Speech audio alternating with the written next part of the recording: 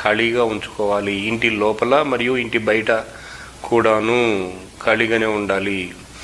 లేనప్పుడు అనారోగ్యాలు కలుగుతాయి, ఆపదలు కలుగుతాయి, వివాహాలు కావు, మాటిమాటికి అనారోగ్యాలు వస్తూ ఉంటాయి, వంశం ముందుకు వెళ్ళదు, అంటే సంతానలేమీ ఉంటుంది, వివాహాలు కాకపోవడం అనేటువంటి సమస్య ఉంటుంది, వయసు మీరిపోతుంది కానీ వివాహాలు కావు ఈశాన్యంలో దోషాలు ఉన్నప్పుడు. కాబట్టి ఈశాన్యం మీ ఇంట్లో ఖాళీగా పెట్టుకోండి. ఖాళీ స్థలంలో ఈశాన్యం ఎక్కువ ఉండేటట్టు చూసుకోండి.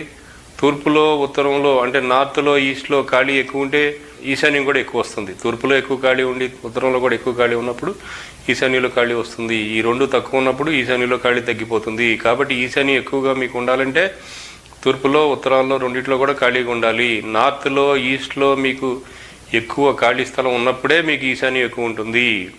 ఈశాన్యం తగ్గకూడదు, కరెక్ట్గా 90 డిగ్రీస్గా ఉండాలి, లేదా 90 డిగ్రీస్ కంటే కూడా తక్కువ ఉండొచ్చు.